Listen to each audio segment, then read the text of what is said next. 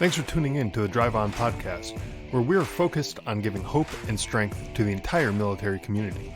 Whether you're a veteran, active duty, guard, reserve, or a family member, this podcast will share inspirational stories and resources that are useful to you. I'm your host, Scott DeLucio, and now let's get on with the show. Hey everybody, welcome back to Drive On. I'm your host, Scott DeLucio, and today my guest is Jeremy Hancock. Jeremy is a combat veteran, a PTSD survivor, and resilient advocate for mental health and post-traumatic growth. His journey is a testament to the power of resilience, transformation, and the importance of seeking help and support.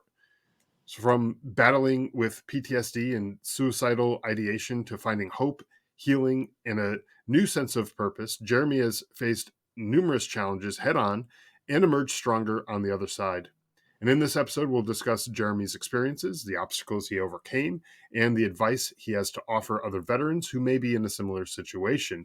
But before we get into that, I want to welcome you to the show, Jeremy. Thank you for being here. I'm really glad to have you here. Excellent. Thank you. And thank you for that introduction. I appreciate the opportunity to be here. So appreciate that.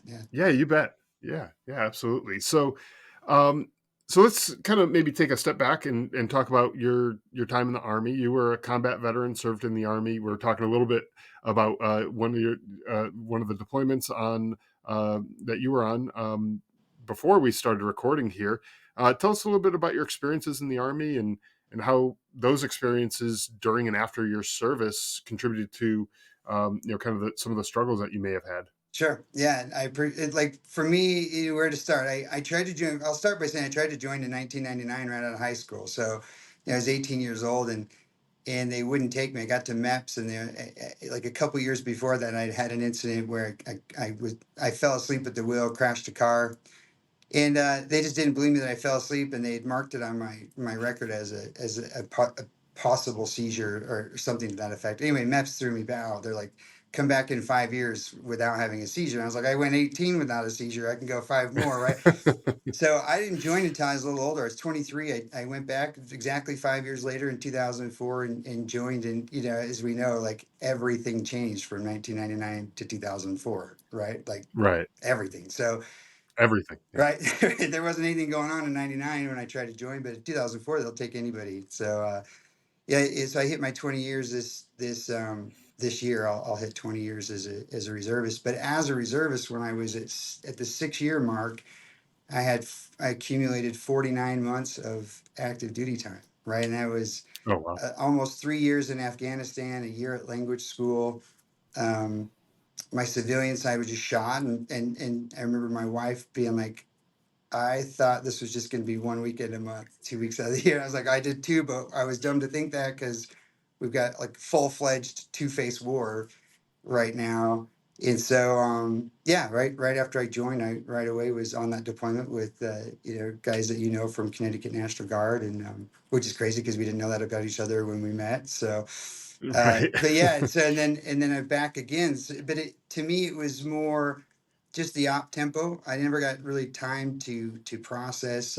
Young family, newlywed, and I found myself deployed. And I did that in active duty. We got back. I figured I had already 49 months. I'd just go active duty. I went AGR. I ended up, training soldiers at the schoolhouse, and then in 2016, I left active duty and went back to reserves. And when I was active duty, I was AGR. I wasn't, so those National Guard guys, reservists, will be familiar with that term. But Sure. but I was in an active duty unit as an AGR guy, and then got out in 2016 and went back to the reserves anyway. So that's where I am. I think that story, I'm sure that's the same that others can be told. There's nothing real special about that. For me, coming home, the PTSD and the issues that I personally dealt with, I had three things. In retrospect, I had three things going on. At the time, I don't think I could have, identified them, but I definitely had PTSD. I just felt vulnerable. You're in combat. You've got a Kevlar vest and ceramic plates and a full combat load. You've got 60 to 80 pounds of protection on you, and it was a weird feeling to just be out in the community, and the only thing between me and the world around me was like my T-shirt, just this like thin layer. Yeah. and I just from personally just felt so vulnerable. I was just always on guard, and young dad at the time. This was my last deployment was 14 years ago. It was 2010 is when I came home. Um, I thought I was doing things that would help my kids and family. Do just as a young dad, I wanted to create stability for my family, and I think I focused a lot on physical security. It's like, are the doors locked? Make sure it just very controlling. What I ended up doing was just creating fear in my kids and my wife. Like, why are we locking the door? Is there a threat? And the reality Yeah. was there wasn't. And um I so that was one thing I had going on. The second thing was just this survivor's remorse. I'd lost friends that were close to me, and training for the army I think is good. Like combat felt just like training, and those that have been in the experience that can probably relate to some extent. But when you lose someone that you love and someone that went through the same training you went, had the same protective gear you had, was in the same up armored vehicle you were in, the odds of survival are exactly the same, but their number's up, and yours Right. isn't. There's no training in the world that can prepare you for that feeling, and it was just grief. And I just didn't know how to deal with grief. And the third thing I had going on was just a moral injury. We learned what appeared on the surface in a couple incidents. You find out later wasn't exactly what we thought it was, but the damage was already done. And Right. and specifically, you know, we were engaged enemy enemy KIA. You find out they were entrapped. They were forced to fight against you. And I mean, they attacked us, so they got what they deserved. The mistake they made is they fought against coalition forces instead of with them, and so yeah. But when you think about it, they weren't the enemy. They were doing what we were doing. They were getting a paycheck to fight a war that they didn't start, and they believed in something, and there really wasn't much difference between them and us. And when you let your mind go there, and you start thinking about, well, what if they had a family too? You just there's moral injury. So those three things, like, were just when I got home, I just didn't know how to react. And I will say I give the Army credit, and I'm not really sure if it's the Army or our commander at the time, but my first deployment, we came home, it was like, okay, you need to go see the behavioral health specialist. Nobody would go. They're like, no, I don't need to see the Right. behavioral health specialist, right? Like, that's not for me. When we came Sure. back, the second deployment I went on, we came home, and at that time, they're like, hey, you need to go see the combat health specialist. And they reframed it. It's and if I have a message, I guess that's the message. I don't know that I have a message, but it's just reframing things. Like, they said combat health, and then soldiers were lining up. All of a sudden, it was like, oh yeah, I gotta go. I gotta go to the combat health specialist. Same building, same office, probably like the same behavioral health It's the same specialist. people, probably. Exactly right. Like, but because they referred to it as combat health instead of behavioral health, soldiers were lining up, Right. and then we were giving each other a hard time in line, being like, you weren't in combat. It's like, Yeah. it's like it was all of a sudden, but that was help we needed. And looking back on it, I wish I would have taken advantage of that a little bit more, and really paid attention instead of just checking the box so that I could get home. There's probably a lot Yeah. there that I could have learned, but those were the things. And so it just created a lot of contention within my family. My kids were scared. My wife was, beside herself. And I wasn't around to really form that bond in those early years. And what I thought I was doing was good for my family was actually not. And I just, every time it wouldn't work out the way I wanted it to, I felt like a failure. It's like there's things going on. Like, my job was failing. We started a business because I couldn't stand working for someone. I didn't want to be told what to do. It's like all these things that I realize now, looking back, they were symptoms of PTSD, of survivor remorse, of more just avoidance. I was depressed. I just wasn't in a good space with my mental health, but I also couldn't uh, own that. I couldn't admit it. I wasn't, and I wasn't even aware of it. I think I just felt like, how come I'm failing so much? And then it just spirals down, right? You start hating yourself, and that leads to failure, and then you hate yourself more, and that leads to failure. And I was on this path of destruction, I guess, and not even knowing it. But I think what I was trying to do was recreate the chaos of combat at Hmm. home, because that's the only place, that's the only space that these feelings made sense, was within chaos. And if I could recreate Right. that at home, then I just felt more comfortable in that, in a chaotic space. So I yeah, I totally understand where you're coming from with that, and I'm sure there's some listeners out there probably nodding their heads yeah, you're talking about me like that. yeah. That's kind of the way probably a lot of people are feeling about that. But I Right. know exactly what you're talking about with um, coming back and them saying, "Oh, you got to go talk to someone from behavioral health." And for us, it was not like optional. Like you actually had to go sit down and talk to someone, but it could have just been for like a 5 minute conversation, just Yep. check the boxes kind of thing. And that's the way I treated it was I'm here to check the box. Like they're telling me I have to come, and so I'm coming and Yeah. I'm talking to you. And as soon as you get all the answers to all the questions that you need, I'm out of here. And Right. you're never going to see me again. Like that was my attitude Right. about it at the time.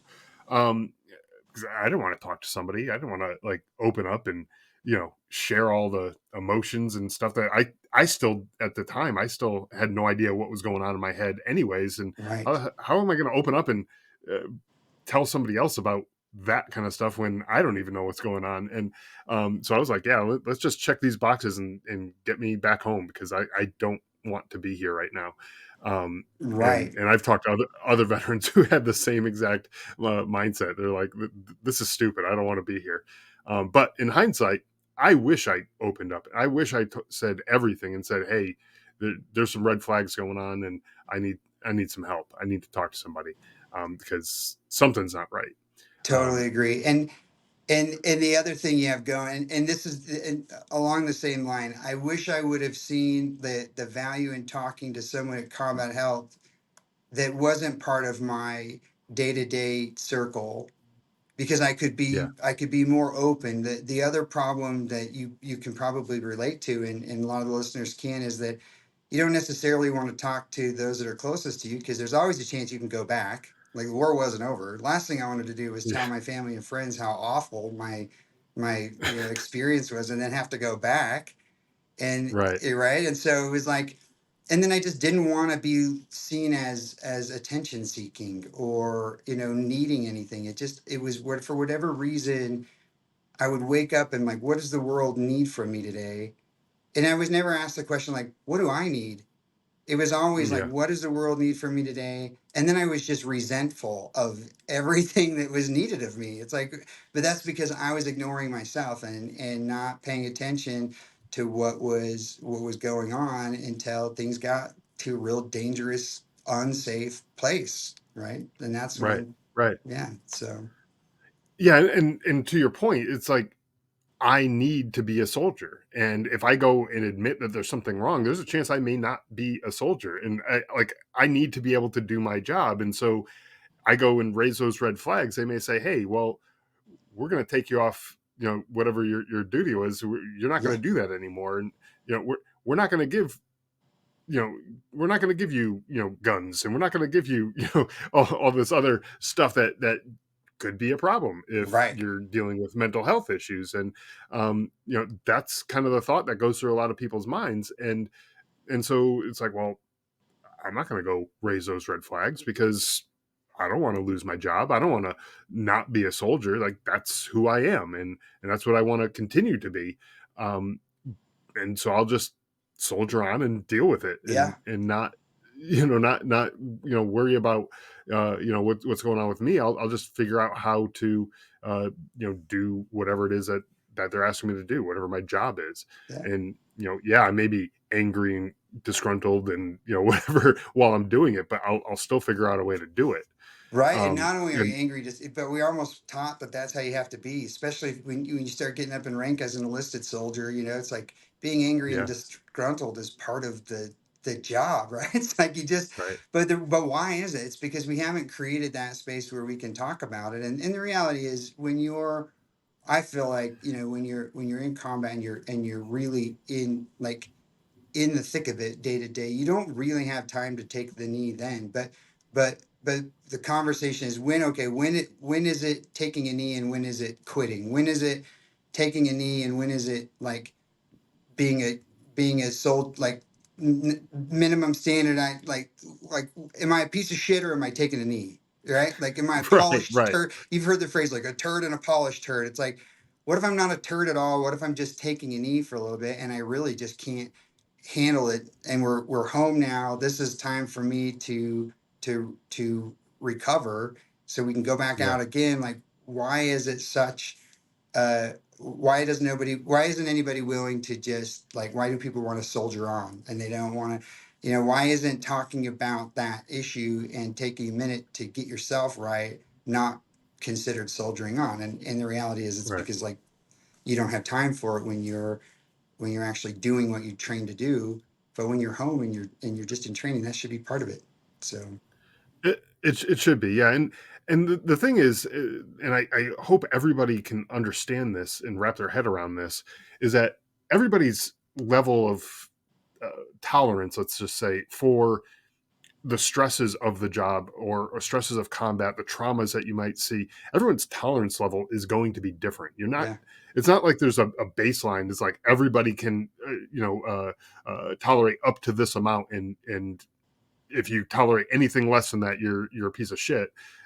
And anything more than that, you're a stud. yeah, It's not that, like it's everybody's level is different, and there's going to be some people who can't really tolerate very much, and there's going yeah, to be some people who can tolerate a ton, and you're most people are going to probably fall somewhere in the middle, right, and just because you and another guy went through the same experience and you're having some trouble with it and that person isn't, it doesn't mean that you're a piece of crap and that person is some superstar. It just means that you need help to be able to handle whatever it is that you went through. It's just like, you go to the gym and you might have somebody who can lift, tons of weight, and that person's in the gym all the time. They can pump tons of weight all the time, and you might not be going to the gym quite as often, or maybe even if you are, your body's just not built that way, and you can't lift quite as much weight as that person. It doesn't mean you're a piece of crap.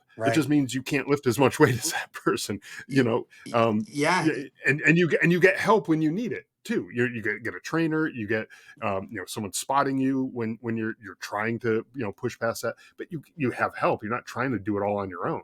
right.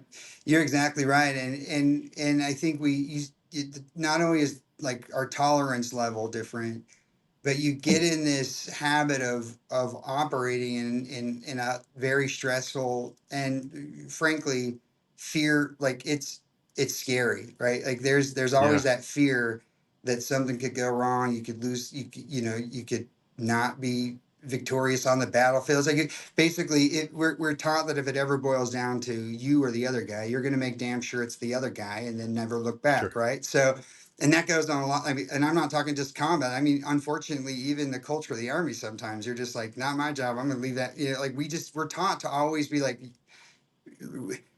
d- just dominate. We're just taught to dominate. But that stress, we get comfortable operating in that stressful environment. We come home and then we don't see the stress around us as an issue. We see it as just like part of the job. And so we don't consider the fact that maybe we don't need as much of the stress in our life as we're feeling.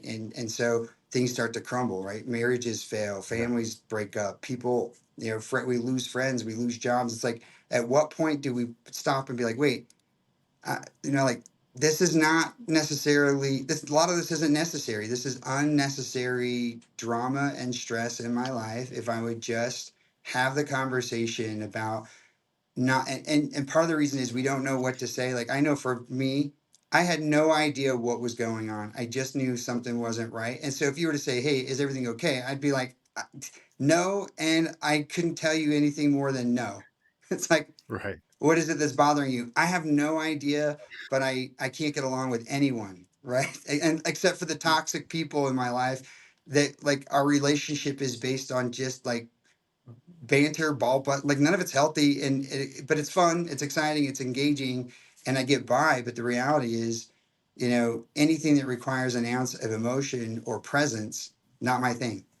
And we Yeah, get to this space of avoidance. And how many people, how many listeners, and maybe yourself included, come home and they like full-time job plus part-time job, plus they're going to go back to school and get a degree, plus they're going to start a business on the side, work in the shop late at night, plus be a dad to their kids. It's like you just fill your life with so many things. You're avoiding any possibility of sitting still for a minute and actually reflecting on what's happening, right? And I think Yeah. when I became aware that that was happening, it was luckily for me, I had the opportunity. It could have been too late. I was definitely on a path of destruction, creating separation from myself and all of my responsibilities, because my plan was to end it. I was done. Like this isn't for me, and I say that now, it sounds so distant, but this has only been a few years ago that I was on, and I think of the people who weren't as fortunate as I was, but on the day that I would plan to do it and had everything lined up to, and I say this in all sensitivity because I realize there are people that, this is an incredibly sensitive issue, and we know people that have taken their own lives. It was almost Yep. me that day.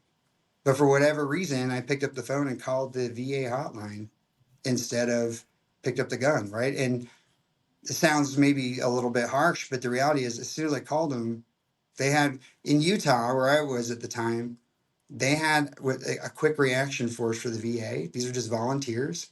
They showed up at my house. This was like 2 a.m. They showed up at my apartment and they just like were like, "Hey, what's up?" I'm like, "I don't know you guys at all, but they're from the VA," and they're like, they're all soldiers. They're like, "We've been there, man. Like, I've been there." One guy was playing the guitar in my front, yeah, in my front room, just like, "We're just here to stay with you." Be like, "You don't have to talk to us. You don't have to anything. We're just gonna sit with you for a little bit." And I was like, "Why me?" Right? Like, it just all of a sudden, it was like, "Holy shit, someone cares." Yeah. And that led to just more conversations, and it wasn't the end all. Be like, I still struggled a lot, but at least I knew I was safe in that moment. And what it made me realize is I wasn't talking to anyone. I wasn't talking to my family. I wasn't talking to my friends, and I was ready to take my own life. I had backed myself into a corner, no safety net. That was it. That was the moment. And I think about my life now, years later, and the thought of not being able to experience what I'm experiencing in life today is just like it fills me with a sense of gratitude. But then I just feel this. I also have this feeling of like so many people don't make it through that moment, and they do take their life, and it Right. happens way too often. And I really feel like if people would just start talking, like, you have a podcast that creates a a space for people to talk about things that are real and they matter to us in our lives. People just need to talk more about it. And had I not kept talking, I wouldn't be alive today, truly. Right. You know. Yeah. So Yeah. And so, I mean, that's obviously a great thing that those folks showed up to your door and stayed with you and talked with you and uh, just were there for you and enabled you to get past that time in your life to realize, hey, I gotta do something different because this obviously is not working, yeah, and something needs to change. But so, despite all of this, you're now viewing PTSD as an opportunity for growth, yeah, post traumatic growth, right? Um, Tell us a little bit more about that mindset shift, yeah. um, and how you reframe that perspective based on these experiences. True. So, I give a lot of credit to those guys that came and showed up that day. It kept me going. I realized in that moment that the cognitive behavioral therapy that I was getting through the VA just wasn't doing it for me. It's effective for so many people. It just was not effective for Sure. me.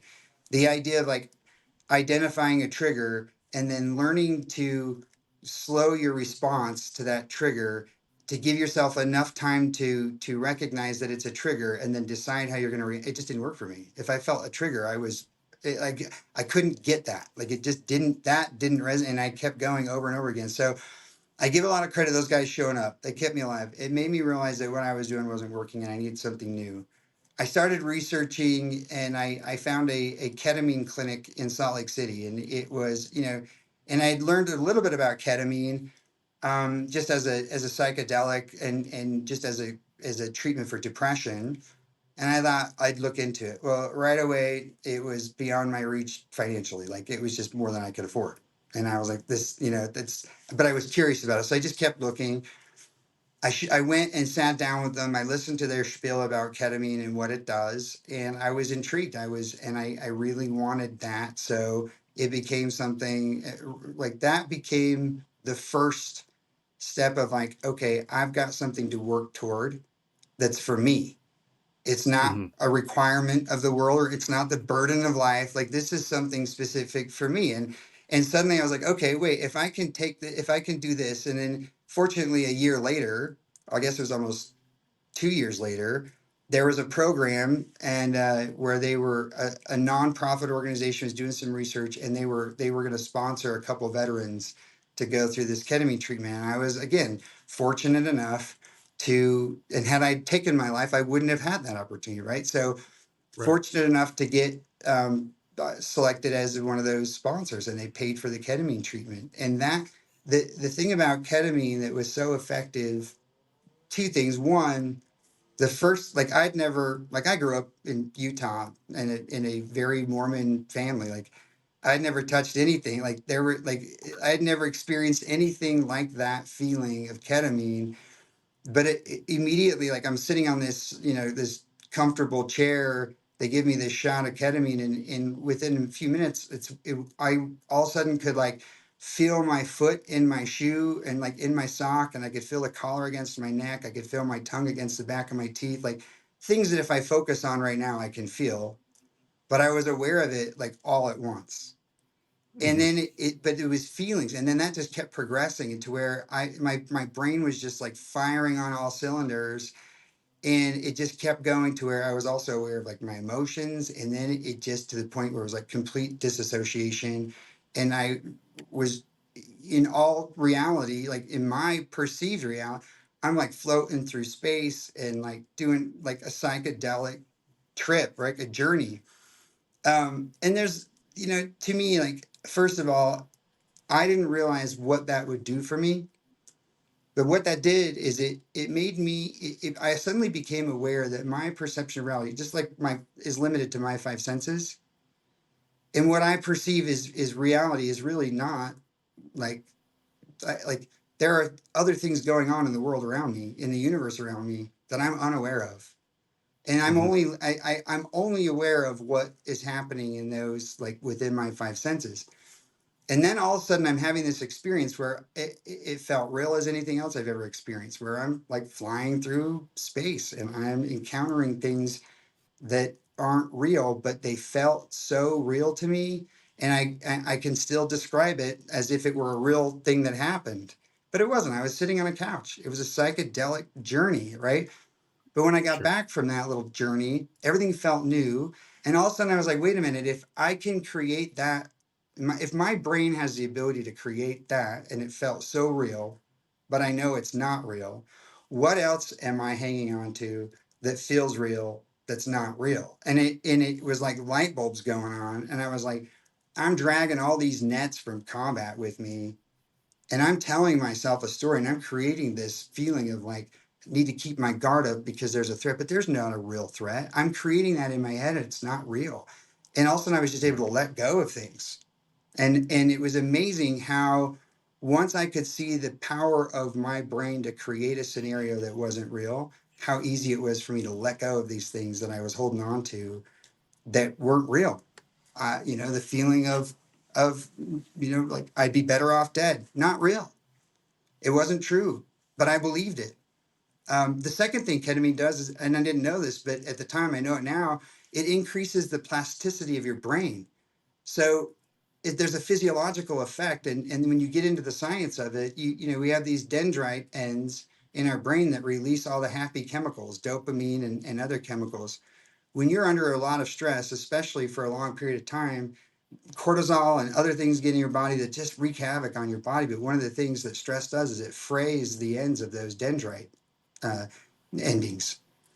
Well, ketamine and psilocybin as well, you know, it has this physiological effect that it starts to hone the ends of those. It sharpens those dendrite ends. And so the dopamine and like the five happy chemicals, can get where they need to be. That was life changing for me. And then with the increased plasticity of my brain, you can suddenly there's creating new thought patterns. Like there is Hmm. more to it than just, experiencing a psychedelic trip, which I fully understand why people use psychedelic drugs recreationally, right? Um, it was effective because of that. That's not something I could have experienced with just regular therapy. I needed to disassociate. I needed to go someplace and come back, to feel that, if that makes Yeah, sense. and the physical changes that take place, I think, are important to highlight there too, which you mentioned.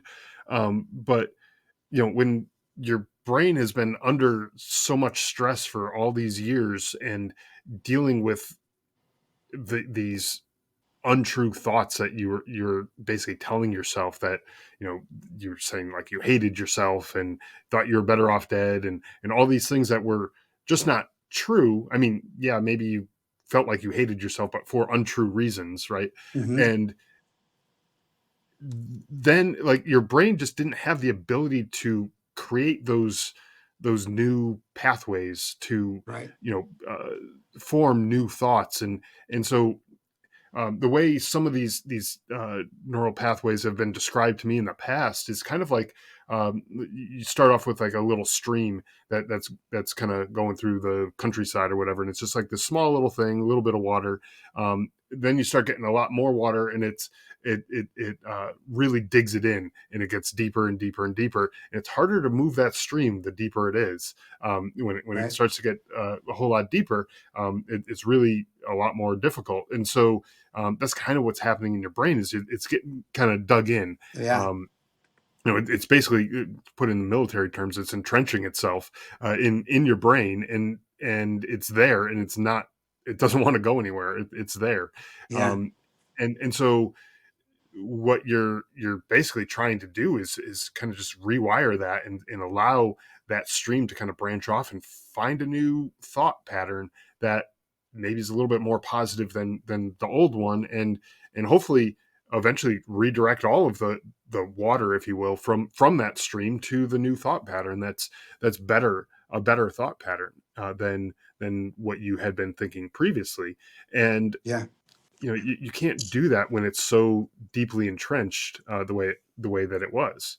And it's just a physical thing Yeah. that again, you might need a little bit of help. You're And in right. this case, the ketamine is the help that you got. Just like, you might use a spotter in the gym. Yeah. You need a little help to be able to make those physical changes, and so take the help. Like, it's not that hard to grasp that concept, I don't think. But yeah, you need to have some of that sometimes. And the more entrenched those thoughts are, the Yeah. more help you might need. And in this case, this is what worked for you. And so that's, um, helpful to be able to now have these better thoughts, and go Yeah. You in bring up a that good point. I different think direction ketamine just than saturates where the you ground were. and softens it up Um, so you yeah. can change the direction of those trenches. That term, you can't teach an old dog new tricks.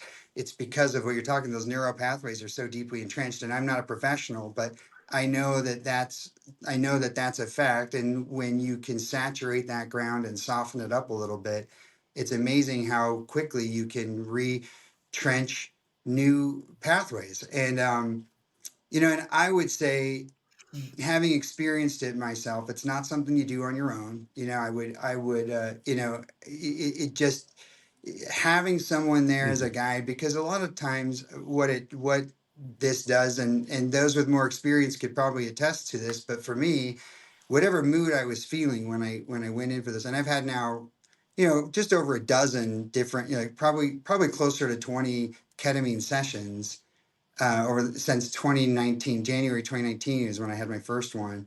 Um, I think whatever feeling I went into, it would just exacerbate that feeling. If I was sad and depressed when I went in, I really got to a bad spot. And the other thing I will warn people, there is a certain, and maybe all of this is maybe something I should have started with, it starts with a willingness to be vulnerable, right? Talking about things is being vulnerable. What was hard for me with Yeah. ketamine is as soon as I started feeling all these things, like that first shot, I felt really out of control and I felt super exposed. And then I was like disassociating. I was like, and there was this level of vulnerability that was outside of my comfort zone. And I just had to kind of allow it. And having someone there gave me the confidence that I could go to that new place safely. And I know, like, I think of just I've heard horror stories of people buying So ketamine on the street and it laced with fentanyl and they're dead.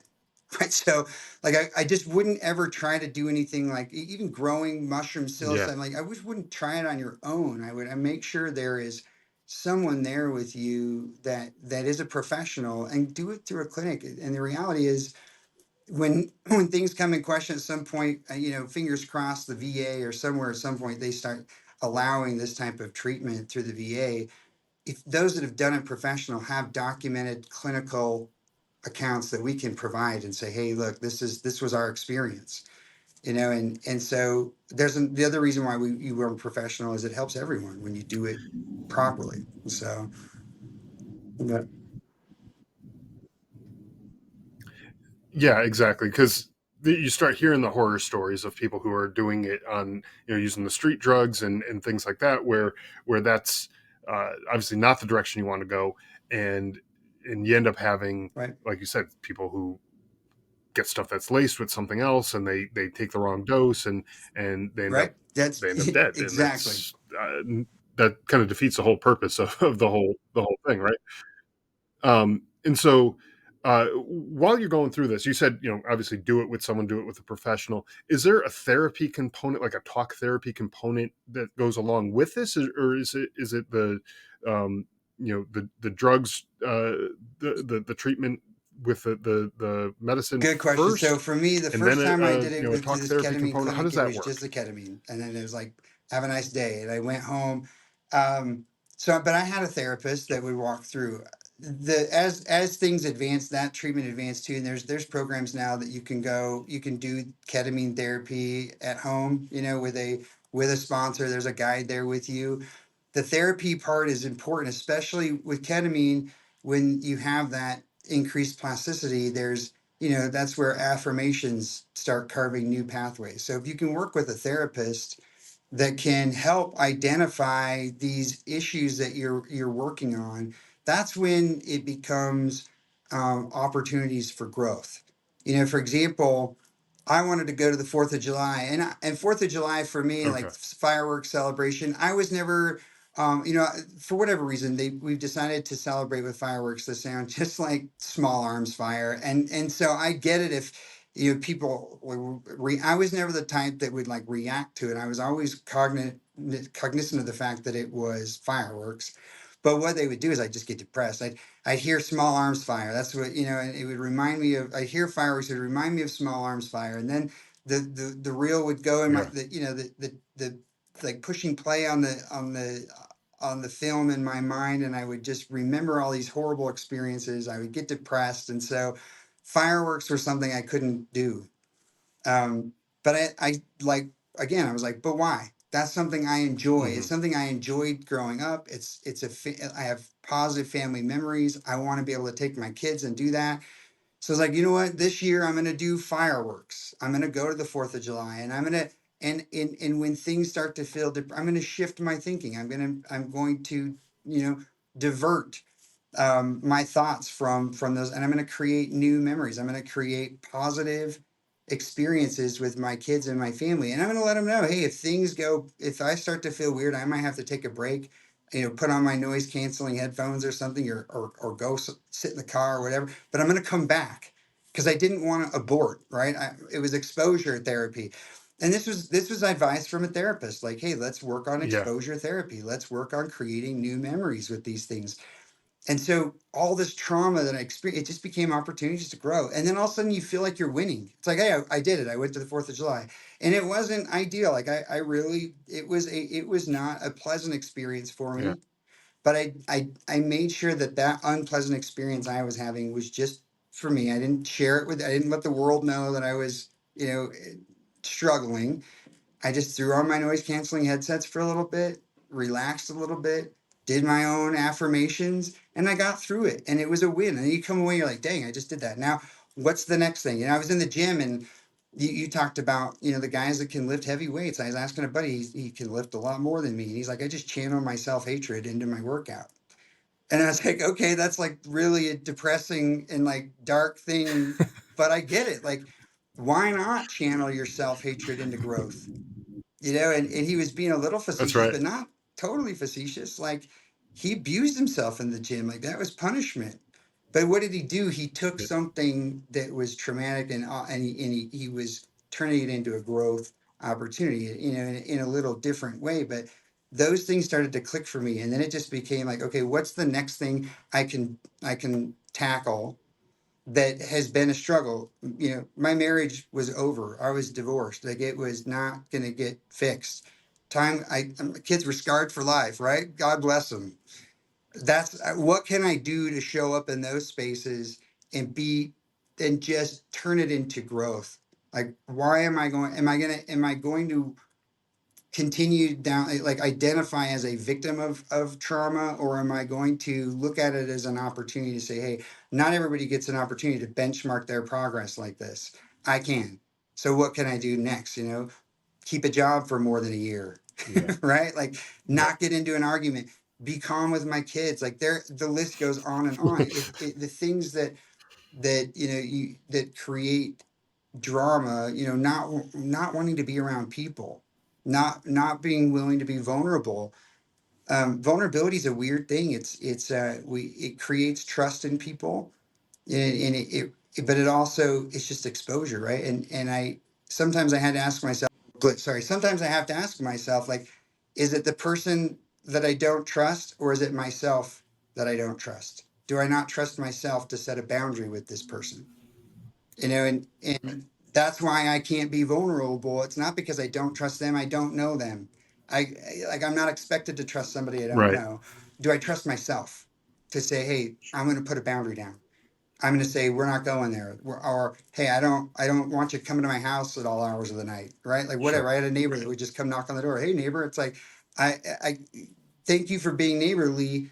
I don't appreciate someone just coming up to my Right. door and knocking. Like, people don't, I just don't, I'm not neighborly, right? Like, I just don't want to be. And so, could I put a boundary down with him? Yeah, I could, and since then, like, he respects that boundary. But the point is, Yeah. that vulnerability is such an important part, but that was one thing that I had to turn into a growth opportunity. So, here's another one. Can I spend 15 minutes just by myself? And is that going to drive me nuts? Can I, take a night off and just, like, go do whatever and not be productive and not even like, for whatever reason, be safe, but not, maybe not even responsible. But am I allowed to do that? Of course I am. And those were things I was like, okay, but that's a risk. That's vulnerability. Yeah, but what it did is it also was like, it helped me realize that life didn't have to be wound so tight. That's right. I could be as productive, and what I was doing wasn't who I. How do I rephrase that? The actions, the things that we do aren't really who we are. It's what we do. And I think of people who I know that a dear friend of mine, his dad is Parkinson's disease so badly that it's like just a shell of that person. Does that make him a different, like, is he a different person? No, he's not. He's the same person. His worth is the same, his value is the same, who he is as a person is the same. Does he do any of the things that we identify as things that create worth in ourselves? No, he doesn't do any of that anymore. Does that make him less valuable or less important or less significant? No, it doesn't. So Mhm. I had to go there. I had to, like, I had to accept that. And so I would say, and that brings me to another point. The therapy that I chose to do with ketamine was acceptance. It's acceptance and commitment therapy. That has been far more effective for me than cognitive behavioral therapy. Because we accept what is. We just accept it as reality. It's like, I don't know if you've seen the meme where it's like, there's three glasses. One, Right. they're full of yellow liquid. One's like, I'm glass half full, and everyone's like, I'm glass half empty. And the guy's like, I think we're drinking piss, right? Like he's the realist, right? He's like, I don't, whether it's half full or empty doesn't matter. This is piss, right? And so you just have to accept that Yeah. sometimes it just sucks, right? And so, and that's where the safety plan comes in. But I know that was kind of a Yeah. long-winded tangent there, but my point being that there are plenty of things Yeah. you can set as a goal to grow, to make it a strength. Um, as you do that, you feel so much better about yourself as a person too. You can see progress. It's so critical. Yeah. But,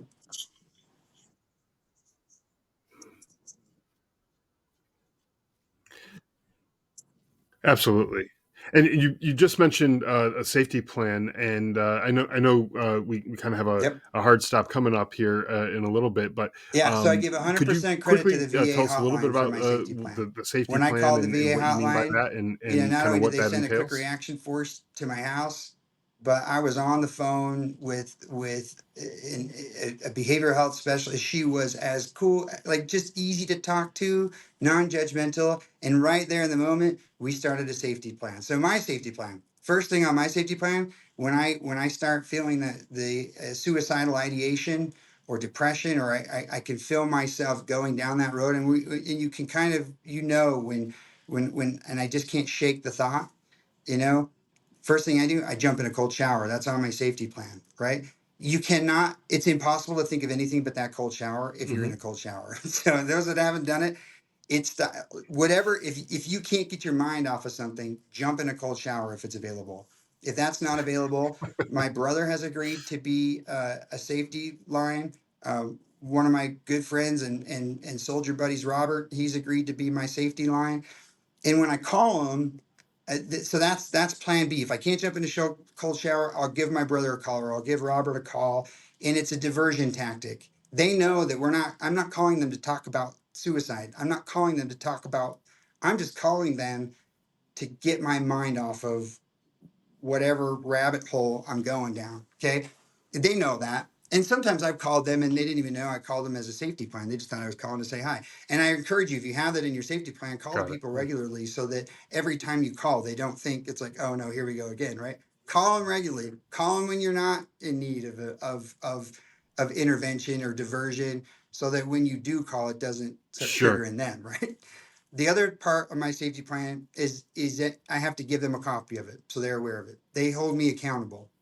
So if they, my brother stopped by the house. This has been probably 6 or 7 months ago. He's like, "You're not doing well, are you?" I'm like, "I'm not." He's like, "Have you jumped in a cold shower?" Got it. I'm like, right? Like, I literally would have, like he holds me accountable to that. If you don't have somebody like that, that's where a therapist comes in, a friend comes in, the VA hotline comes in handy. You can call Yeah. that anytime. I know, like, it was effective for me, and I hope it works that way across the board, like in every state. But I know where I was, it was good. So, and the last part is sometimes, like, the other part of my safety plan is preventive. So each day, Yep. when I wake up in the morning, I have these affirmations that I go through, and I'll be completely honest. In the beginning, I felt ridiculous. I did them alone. I felt ridiculous. I did. I was like, this is, and I still kind of feel ridiculous thinking about it. I don't even know how they work. I just know that since I started doing those every day, my thoughts of suicide, my thoughts of self harm have become almost like they just don't happen. They're fleeting thoughts. So, I think now my goal is like, have death be a sweet option because I've exhausted my life Yeah. doing good, rather than, have death be a sweet option because I'm avoiding, life in general, if that makes sense. So,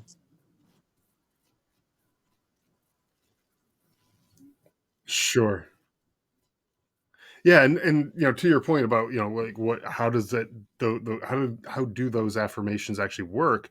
Uh, you know, going back to the ketamine treatments that you were talking about, how it kind of like helps rewire your brain is if you're telling yourself positive uh, uplifting type things, as opposed to I hate myself, I want to die, all these negative things that you keep telling yourself. You keep telling yourself positive things, it's going to rewire your brain to think more positively, and Yeah. as a consequence, you're not going to have those negative thoughts as often. Is kind of my understanding of it. I may be wrong, and someone smarter than me out there probably can correct me if I am wrong. But that is the way it seems like it would work. To me, anyways. And if you just make it a habit of doing that on a daily basis and tell yourself these positive, uplifting messages, then It's so true. Your you're going to repetition is the become law a of product learning. I mean, how many of what dime those drills did you habits do before you, are creating. like And so that's to learn I trigger think squeeze yeah, and breathing control? Like you do it repetitively, you do it over and over and over again, and that's how you wire. That's how we wired our brain for combat. Now you've got to wire your brain for life after combat, and that's where the post traumatic growth comes in. It's truly just same yeah, things you did to wire your brain for combat, you're going to do to wire that's it right. for post combat. So,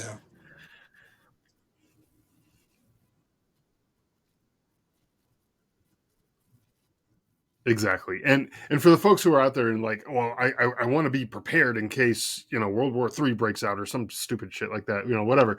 Um, you know, like you still yeah, have that in you. It's like, you can get back on the bike and ride the bike even though you haven't done it in 30 years. Like you can still do that.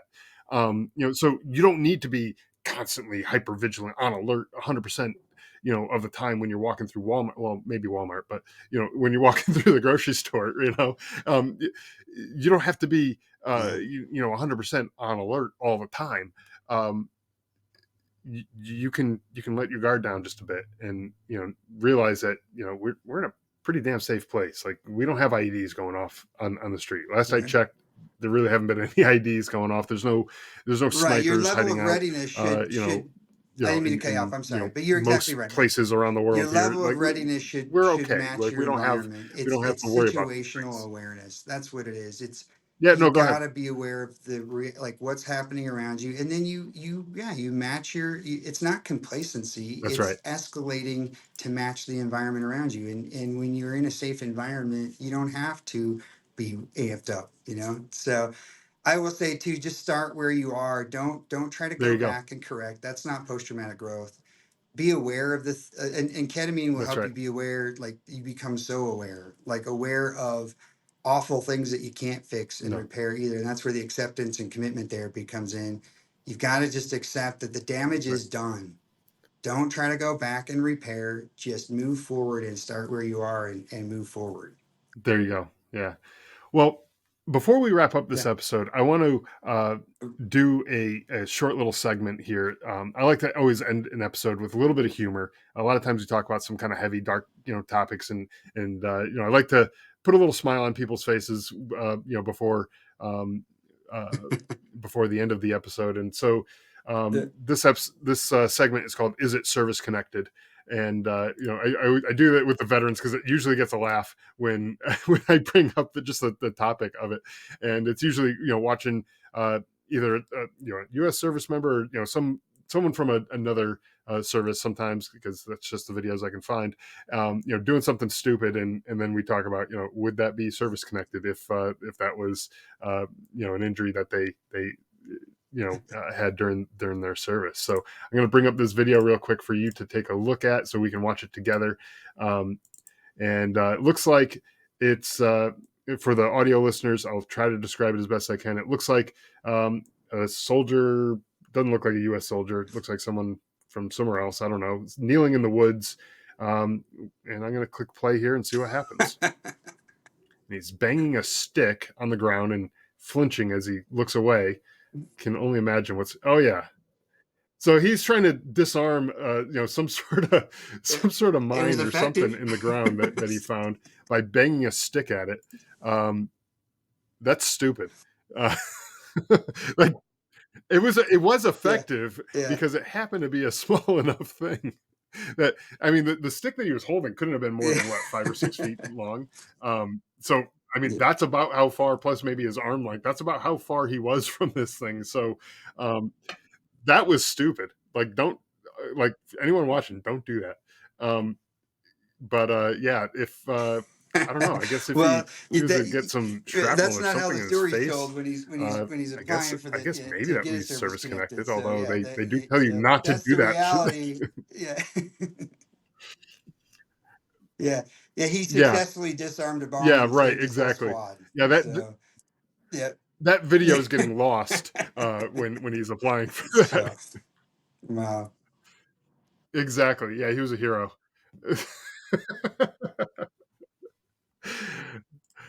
Anyways, well, Jeremy, thank you again for taking the time to join us. I do appreciate you coming on and sharing your story, and It's your been my journey pleasure. Thank to you so post traumatic much. growth, and hopefully serving as an inspiration for others to do the same. So, thank you. Thanks for listening to the Drive On podcast. If you want to support the show, please check out Scott's book, Surviving Son, on Amazon. All of the sales from that book go directly back into this podcast and work to help veterans in need. You can also follow the Drive On podcast on Instagram, Facebook, Twitter, LinkedIn, YouTube, and wherever you listen to podcasts.